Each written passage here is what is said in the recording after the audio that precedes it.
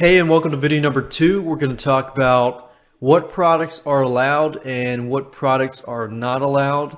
And we're also going to talk about the do's and the don'ts. So let's go ahead and get started. What products are allowed? Well, they must be original to avoid copyright issues. So original means you created the product. It does not mean that you buy a private label rights product and you can put it on Clickbank. You will see some private label rights products, but there's no guarantee that those people will be staying up there. So by legally, Clickbank rules say that you must be the original owner.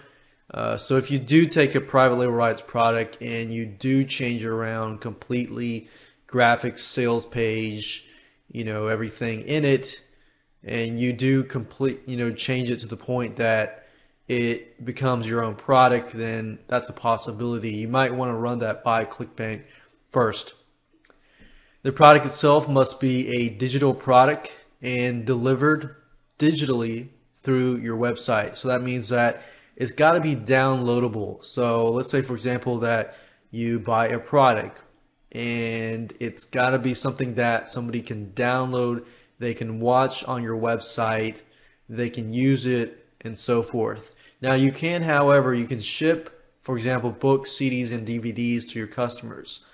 But that product, can be complementary to the main product, which means that your main product is something that they can download. So complementary, say for example that you've got a video course like this one, and they don't necessarily need a report, but it's an optional report that you include with the product.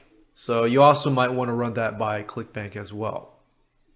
But if your product is only a DVD and you ship it through Kunaki and that's it, and that's your main product, then Clickbank is not going to approve that product unless it's they're able to download it immediately within let's say a few minutes or a couple hours.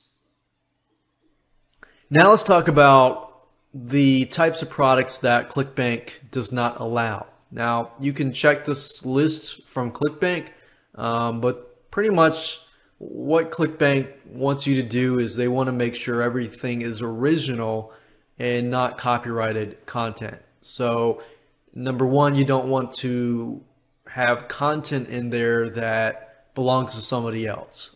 If it belongs to somebody else in any way, whether that's pictures, content, text, movies, videos, games, music, and so forth, then you definitely want to avoid that. So anything that's copywritten by somebody else, if it's a PLR, private label rights product, and you did not create that private label rights product, then you probably don't want to put that up on Clickbank. There are a lot of Clickbank like PLR based products, but that's a risk that you will take. That's a risk that you will take that might close your account down. So you definitely want to avoid doing that. Now, anything illegal, anything unethical is generally what Clickbank does not like. However, some people's definition of legal and unethical can be different. So that's why there's this list of products. Number 3, we have spyware. Obviously, you can have an anti-spyware software, but you don't want to be selling viruses and spyware. And people do that. Anything with existing debts, promissory notes, digital cash, spending counts, money transfers, gift certificates, and most likely a lot of these things is because somebody else did it and it just didn't work out. You got securities, stocks, bonds, deeds, titles, lottery tickets, sweepstakes, wagers, wager pools, gambling, or betting of any kind. There used to be a lot of gambling products, but a lot of them were pulled off. Pornography, any type of pornographic entertainment. Juarez is basically like illegal stuff. Pirated software, pirating tools, hacking tools, proxies, remote bots. Proxies are basically IP addresses, shell accounts, dial-ups or dial-ins, phone services, phone minutes, cell messaging, SMS type stuff. And if you really don't know what this stuff is, then good. You don't have that product. Spamming type tools, fake ID tools, credit reports, credit repair, professional services, including accounting, legal, medical, pharmaceutical services.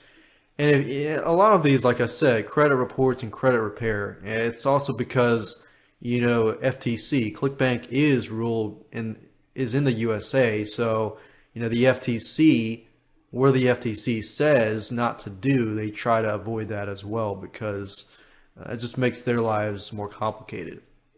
Social Security number searches, term papers or other academic works, anonymous proxies, proxy lists, password lists, hotel and travel reservations, seminar tickets, vouchers, event reservations, franchises, franchise opportunities, MLM type stuff, basically pyramid stuff, products about marketing through Craigslist or social networking sites like social media type stuff, any materials containing and endorsing discrimination, violence, hatred, revenge, racism, victimization, criminal activity, and any other category Clickbank decides to prohibit. So the last one is kind of vague, but obviously anything illegal, you want to probably move away from that. It's always good to check with them,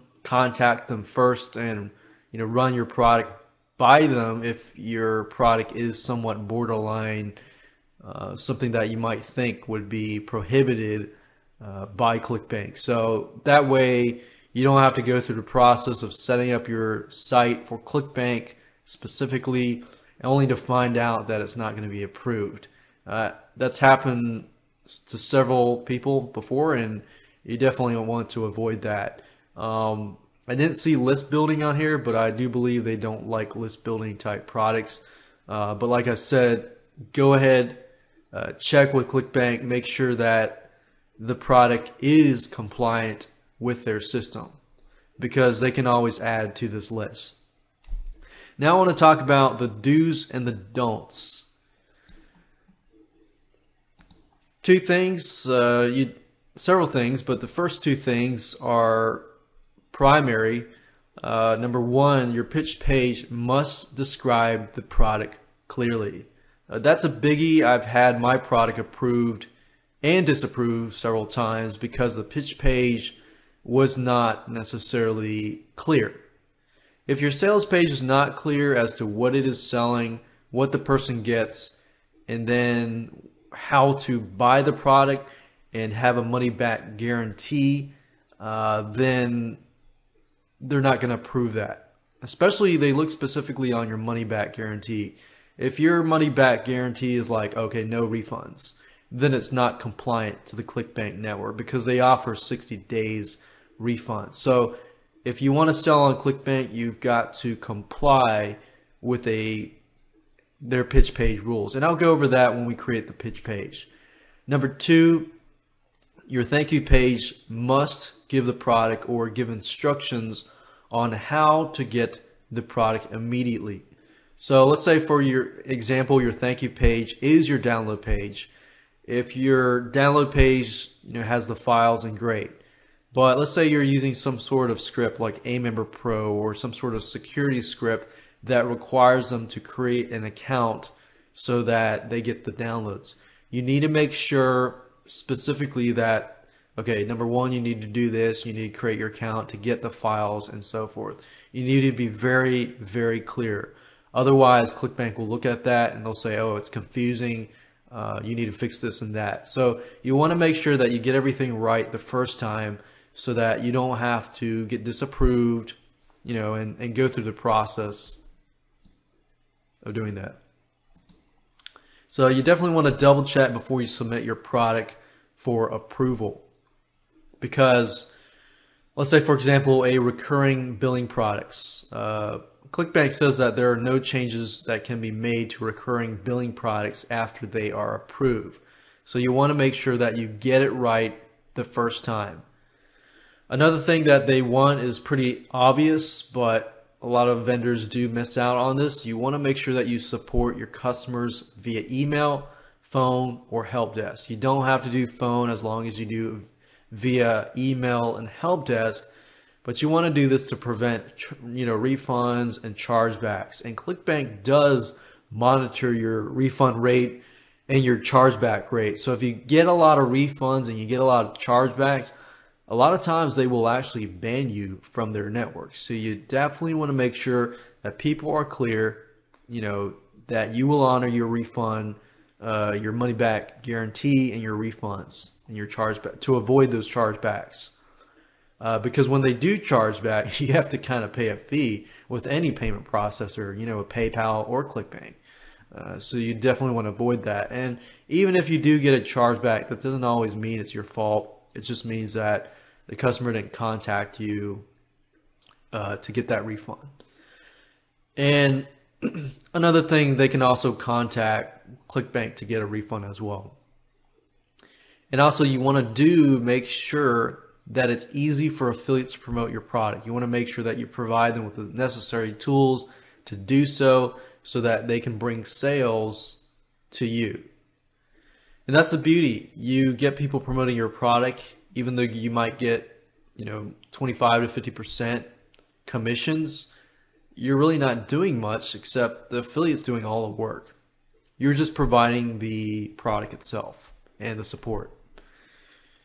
A couple don'ts. There's not a lot of don'ts, but basically, as long as you comply with Clickbank rules, then the don'ts that are left are you don't want to ignore your customers unless you want refunds and chargebacks and bad feedback. So definitely keep your attention on your customer and make sure you take care of your customer. Don't skip video number 9. Video number 9, we're going to talk about how to choose the right categories, how to add the correct marketplace title, description, and so forth before you pay your activation fee. So you definitely want to make sure you get everything right, because this is one of the fundamental basics. And don't violate trademark, copyright law, or DMCA, which is the Digital Millennium Copyright Act. So you definitely want to make sure the product is yours. You don't want to violate copyright. You don't want to use pictures that are not yours. And if you do use pictures, and make sure that you use a royalty-free site like bigstockphoto.com or istockphoto.com. So with that said, let's move on to video number 3. We're going to talk about the vendor checklist, what you need to have. We're going to go over to sites and show you what you need to get before you move on to video number 4, which is going to be a fun part. You're going to get to see step by step what you need to do, and you get to watch some screen capture videos, which are a lot more fun.